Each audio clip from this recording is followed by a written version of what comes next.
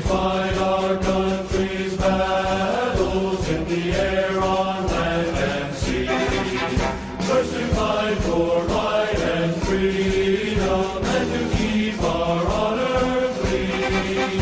We are proud to claim the title of United States Marine. Our flags unfurled to every breeze, from dawn to setting sun. We have fought in every clime and place where we could take a gun. In the snow of far-off northern lands and in sunny tropics. This is George Martin, Jr. The Times KTTV television newsreel staff man in Korea, Charles DeSoria, recorded on film the historic 50-mile retreat of Marines and GIs from Changjin Reservoir to the sea. They flashed their way through 85,000 Chinese Reds. They accomplished the impossible. Now we bring you these films, as much as DeSoria could shoot at 25 degrees below zero. His field notes, edited for television, I'll read for you, as the films unfold a story all Americans should see.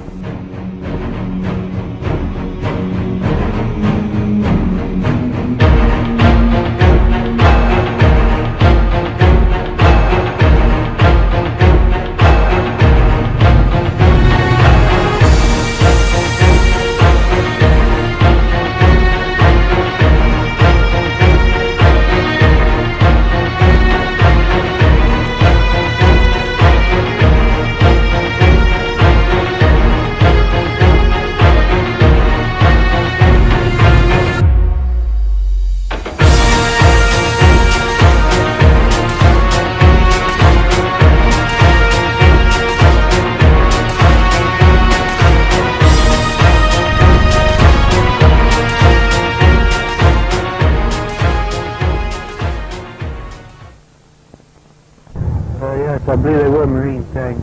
They really helped us out. That's the main support. They drove them back. And then when the Royal Marines and the Army came in to support us, we got the situation pretty well in hand.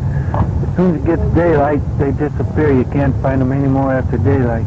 They do most of their fighting by night. Yeah. Well, you're pretty lucky to get out of it. What happened to you? Where'd you get wounded? Well, I'm not exactly wounded. Just one of the shells hit me on the helmet. Kind of sent my head in a tailspin and it aches. Well, from the looks of the ice here on your hat, you must have gotten a bullet through it, did you? Yeah, that's where it went through the helmet into my head, through my hat. I had my hat under the helmet.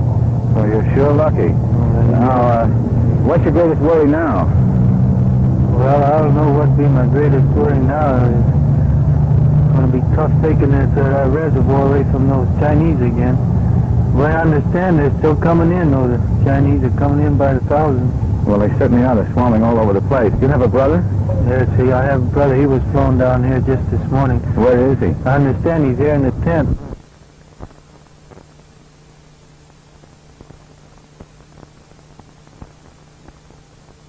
What's your name? Tony Macchiarole. Tony Macchiarole, yes. And you married either one? Oh, I got a girl back home waiting on me, though. You got a girl waiting on you. Well, that's marvelous. Well, now you get a chance to get back to her. Mother, father living? Yes. We're both glad to hear that you're both safe. That's one thing, and they see this television show, which I hope that they're all. Just want the mom and dad to know that. All right. Don't worry. You're all right. Both of you. You're both wonderful fellows. I'm glad you're both reunited, both got out of this, all right. Well, you got it in the leg, didn't you? No, and just below the shoulder, my left arm. Just below the shoulder, that's not. Yeah, you're going to be okay. The doc said so. Well, that's fine, fellas. Thanks awfully, and the best of luck to both of you. Thanks. Thanks.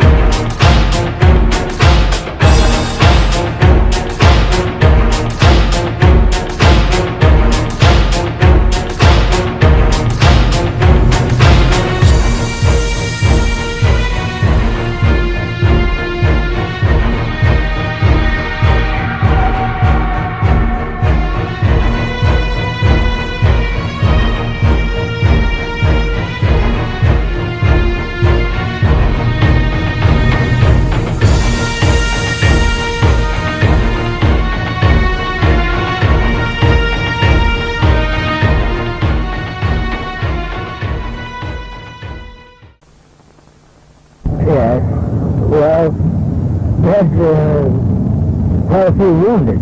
Yes. A great number of wounded because we had been trapped for 3 days by the Chinese and we couldn't get out. We couldn't evacuate our wounded very well. So we all put in trucks, decided to fight our way back to the friendly troops. We didn't have very many vehicles, so we crowded into the vehicles the best we could. Into the flatbeds of the truck. That's right. And we had to fight our way. We had some foot soldiers, and we had to fight our way through several roadblocks in order to get back to the friendly Marines. And however, before we got there, we were ambushed by Chinese with machine guns and I believe 57mm weapons. And we were stopped, and all of our vehicles, except possibly one, were shot up. We were not able to go any further. Some of the men escaped in the darkness, but of course those who were wounded did not escape, so the only thing we could do was give up. What did they do to you then, as they stripped you of your belongings? Well, I laid on the bank of snow and pretended that I was dying, so they left me alone.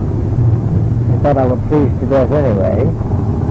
So they took the other men that were able to walk up on the hill.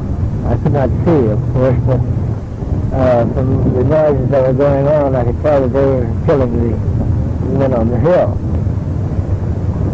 Did you actually see anybody No, shot? I did not. But others that I contacted later said they heard it, and you could hear screaming and so forth up there. Well, I was getting so cold that I almost asked the Chinese to take me with the others. Before I did that, another man came to and asked them to take him with the other prisoners. And then I saw them take him over to a hole and shoot him. So I knew then that I might as well stay there and freeze myself. And that's what I decided to do. However, daylight came. Well, wait a minute, Lieutenant, you actually saw them shoot this man? Yes. You did? Well, that's an atrocity right there. And what did you do then, Lieutenant? Well, I was laid on the ground, and when daylight came, the Chinese took off to some position other than there, at that hill. So I crawled down to the bottom of the hill where our vehicles were and found that a number of other troops were also falling out to build fires so they could thaw out. So a short time later, the 3 or 4 Chinese came back again and started shooting at us from the hill. So another Lieutenant Milans from the 57th Artillery, and myself and 2 other enlisted men crawled out across the reservoir on the ice on our hands and knees, and we crawled out to approximately the center when we saw a Marine liaison plane and waved at him, and he dropped us a message that the Marines would be out in the Jeep to pick us up. So they did. You're married, Lieutenant? Yes. And where's your wife now? What is San Antonio? In San Antonio. And how many children have you? 2 children. How old are they? One is 7 and the other is 3. Boy and girl? Or 2 boys. 2 boys. Well, that's fine. I bet they'll be glad to see you. Yeah. We're sure lucky to be getting back to them. I'm sure glad to get back this far. The story of the 1st Marine Division, recorded on film by Times KTTV cameraman Charles DeSoria, now comes to December 6th, the day when the 5th and 7th regiments, now consolidated, were about to move toward the sea. DeSoria's field notes continue the story.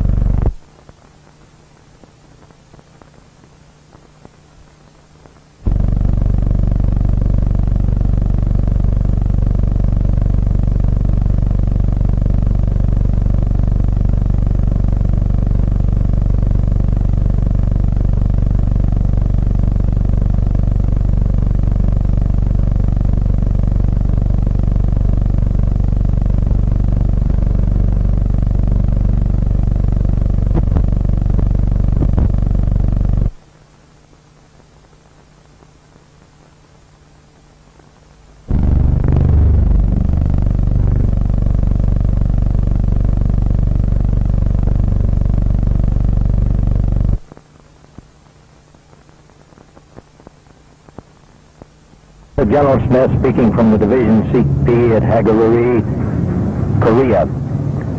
We have here a temporary C-47 strip. We've assembled here 2 regiments and are moving south tomorrow. The 2 regiments, the 5th and 7th Marines, did an outstanding job in fighting their way out over the mountain passes from Udamni to here. It was necessary to cross a frozen pass 4,000 feet in elevation, fight all the way up and fight part of the way down. They brought out their equipment, they brought out their wounded. Yesterday we evacuated 1,000 of their wounded. Today we'll evacuate 1,000 more casualties, part of them frostbite. You expect heavy fighting from here down to Coterie? I do not believe that the fighting will be as heavy between here and Coterie as it was fighting out over the mountain from Udamni. We have damaged these people considerably. I wish you great luck, General, in getting down south. I know the Marines, anybody can do it. The Marines will. Thank you. Safety in sight. Victoria's camera now takes us to Yonpo Airport, where wounded of the U.S. 1st Marine Division and the U.S. 7th Infantry of the Army are awaiting transfer to U.S. military hospitals in Japan.